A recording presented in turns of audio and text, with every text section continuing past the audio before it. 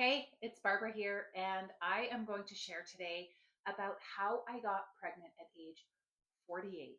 And there's going to be some information in here that you're going to want to wait for at the end, but mostly I'm just going to spill it all so that you know where you stand if you're also in your mid or late 40s and want to have a baby. So let's dive right in.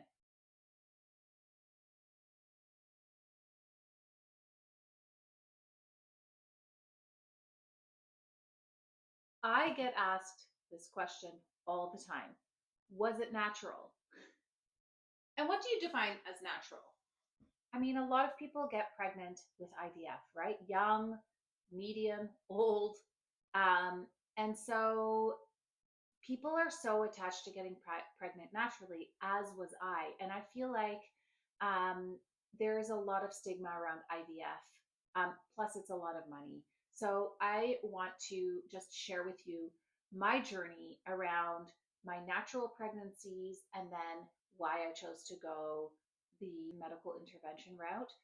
Just for the record, I'm very crunchy. I do everything as naturally as possible. But I do really appreciate science as well. So when needed, I reach out to, utilize science in a way that works for me, that makes sense for me. And you have to do what makes sense for you. So I met my husband when I was 43. I was just about to turn 43.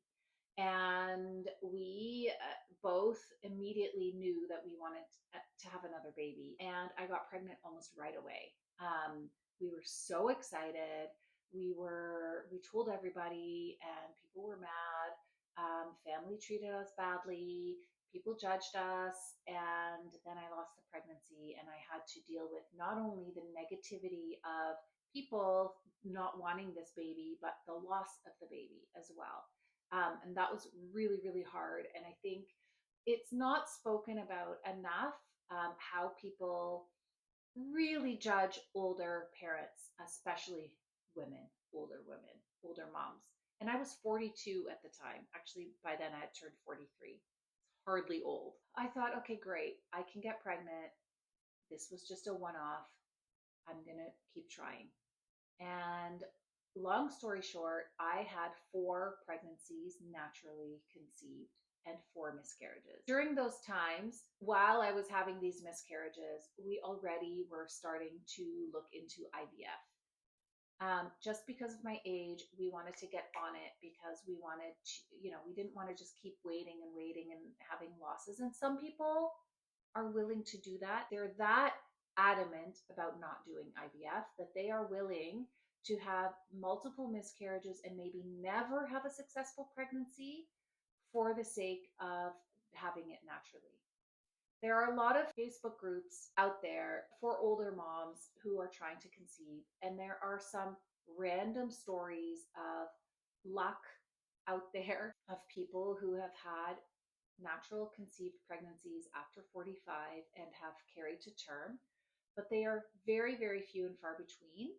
And I was one of those people who was really holding on to hope that I was going to be one of those few and far between.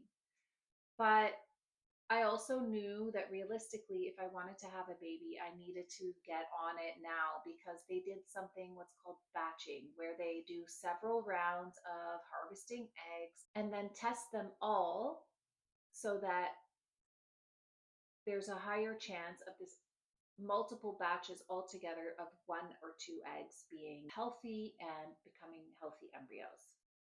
So during that time, even though I was doing IVF rounds, I was having pregnancies in between. I thought it was going to be the outlier and have a natural pregnancy, even though we were going through IVF. Well, that wasn't the case. All of my embryos ended up being abnormal.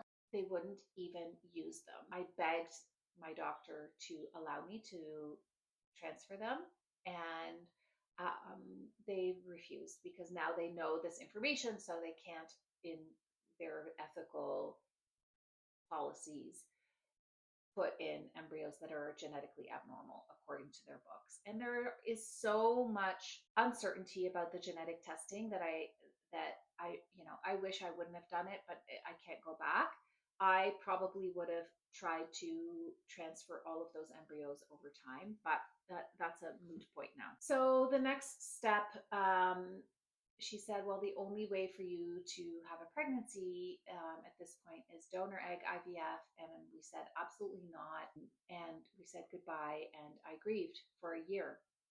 And so after that year, I was like, I still want a baby. I still want a baby. By now, I'm 45 years old. And I still want a baby. It's still possible. It's still possible. And I ended up looking into going abroad to Europe. I wanted to be in Europe because I know the medical system. I am from Europe. So we ended up going abroad for our miracle baby, who we have now. And the details of going abroad, I think I should make another whole video because people feel like it's so daunting. And it's actually like I am an avid traveler. So for me, traveling for medical reasons is easy. For you, it may not be. So again, everything I share is my individual story and worked for me. So you have to make sure that this works for you. We went abroad and it was super easy. It was super smooth. And I came back pregnant. I'll tell you some things I did during my IVF cycles that worked, that didn't work, and ultimately what worked for the successful pregnancy. So while I was going through this batching, I was not in a good place. Hormonally, it was really bad. I was gaining weight. I felt bloated. I had all these weird cravings. I was trying not to drink coffee. I now drink coffee again.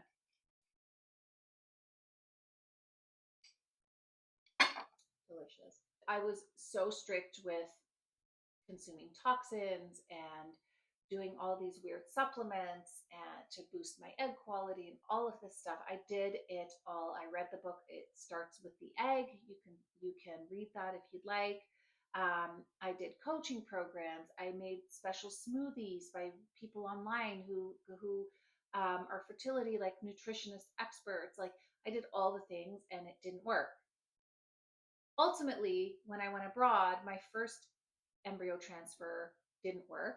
And I did acupuncture and I also did Chinese medicine leading up to it. So I would go every week for a Chinese medicine appointment with a Chinese medicine doctor. And they did all kinds of different things. They gave me potions, they did acupuncture, they did special lymphatic drainage and massage and all of this stuff. I went for my first embryo transfer and I didn't even have a positive pregnancy test. It never took.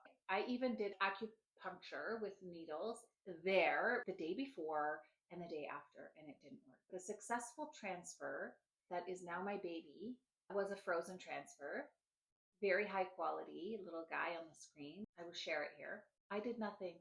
I didn't go to the Chinese medicine doctor. I didn't do acupressure. I was allowing myself to eat and drink some things like matcha latte. I was enjoying, I was having a great time. I wasn't stressed. I just relaxed and trusted, and it worked. And you hear this all the time, right? I think here's the thing to reassure you. If an embryo is going to take, it's going to take. If an embryo isn't viable, even if you don't drink coffee, if you take all the supplements, if you do all the things, it's not going to make you pregnant. So I think the stress of being perfect and doing all the things right is worse than maybe having a cup of coffee or having your nails done or dyeing your hair. I'm not saying get your nails done, dye your hair, smoke, do all the toxic stuff and have a high toxic load. I'm not saying that. I mean, do have as little of toxic load as you can. But if it's stressing you out like it was me, it was stressing me out so much. I was like this stress ball because I wanted it so badly. I think that is tipping it to the extreme side and unhealthy and make it worse for you. So that's my hot tip. One thing that really helped my body feel safe to receive a pregnancy was eating enough food and not really worrying about calories, But with a caveat, I already eat very healthy naturally. So I'll eat chocolate, I'll eat cake, I'll eat sweets, I'll eat candy or whatever. But my base diet is veggies, protein, high fiber foods, fruits and veggies. Like I like eating healthily. So I don't ever eat fast food ever. Like I don't like fast food. I didn't grow up on fast food. I eat homemade, home cooked meals. I go out to eat at restaurants, home cooked or like restaurant cooked food, but not fast food. It's prepared. And so, and it's healthy. I usually pick something very healthy. Um, and so, like, I am just a healthy person, just my baseline. I don't have to try to be healthy. So, I just allowed myself to enjoy. I had ice cream, I had some cake, I had some enjoyable things while I was going through this process so that I was like living like a normal person. To those of you who are watching this, you're over 40, you might be even over 45, and you're scrambling the internet for people like me who have done this journey and have had success. I see you. It's really a lonely journey. I couldn't find any accounts that had like consistent videos sharing about their journey. That's why I created this account. Your journey may look a little bit different than the average 30-year-old who's going through IVF or wanting to conceive. You might get judgment, you might get hate, you might have family members like tisk tisk you. You might have many, many care providers judge the bleep out of you, being rude and mean and making comments saying, well, you could die or your baby could die or it's very dangerous or whatever. And at one point, I will also share my birth story and my pregnancy journey. I just for the record, I was healthy. I had a great pregnancy. I had zero complications, and I delivered him the normal way um, with a midwife. He was 10 days overdue. I did not want an induction. That's my own choice. I did my own research. You may or may not know that I am actually a midwife by trade. So I know how to read the research. I know how to read the medical literature. I felt comfortable with that decision. Do not base your decision on what I'm doing, but do take it in that you don't have to follow everything that they say because they are afraid. Even my midwife, who is a dear friend of mine, was afraid because her protocols tell her that I should be induced at 38 weeks because of my age. And I refused, and she was freaking out, and I was not freaking out. So you get to do what's right for you. I really wanted my baby to choose when he was ready and ripe to come, not like forcing something that wasn't ready. Let me know what journey you're on if you're willing to share. You can private message me on Instagram. It's my handle is at barb_unfiltered. So you don't have to leave a comment here if you're shy, but also leave a comment here if you're on a similar path. If you liked this video, let me know. Let me know where in this world you are watching me from, because that's always cool to see like who I'm gathering around to hear my stories. And say hello on Instagram or here. And I will see you in the next video. Let me know if there's any topics that you really, really, really, really want me to talk about. Okay,